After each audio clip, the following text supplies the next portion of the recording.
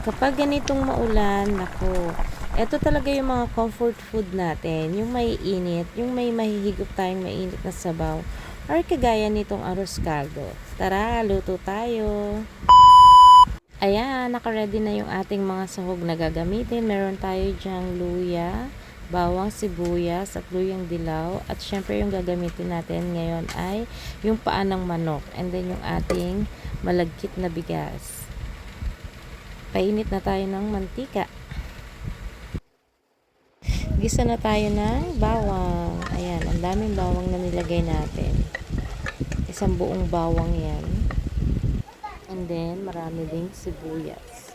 Para talagang matanggal yung lansa ng paa ng manok. Yung paa ng manok ay hinugasan ko yan sa tubig na may asin. Para talagang malinis na malinis yung ating chicken feet. Ayan, ang dami ring luya.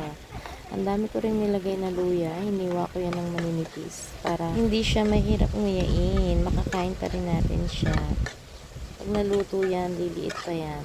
Kaya masarap siyang kainin. Ayan, tapos islalagay na natin yung ating paan ng manok.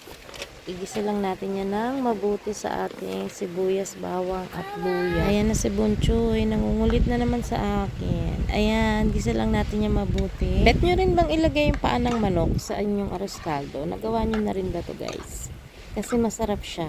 Dahil pag naluto yung paa ng manok, malinamnam siya at malapot yung sabaw. Ayan, niyayadyad ko na dito yung ating luyang dilaw. So, ito yung magbibigay kulay sa ating arroz caldo. Niyayadyad ko siya kasi medyo matapang yung lasa nito. So, para pinong-pino siya, kailangan natin siyang yadyadin. Ayan, tinimplang ko na rin ito ng asin at paminta. Nako, masarap yung luyang dilaw sa arroz caldo. Kung hindi nyo pa nasubukan, nako, i-try nyo guys. Bukod sa nagbibigay na to ng natural na kulay sa ating arroz caldo, napakasustansya pa ng luyang dilaw or yung turmeric. Ayan, nagisa na natin yung mabuti. Antayin lang natin siya, masangkot siya.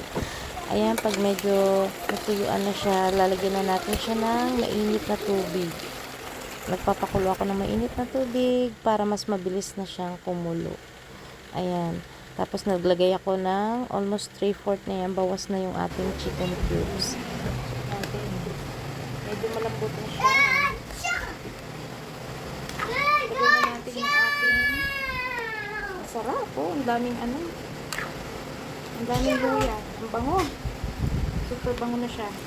Ito natin yung ating malagkit. Ang bango rin ng malagkit. Ang bango talaga ng lugaw. Ay, lugaw. Lugaw. Favorite ng lugaw.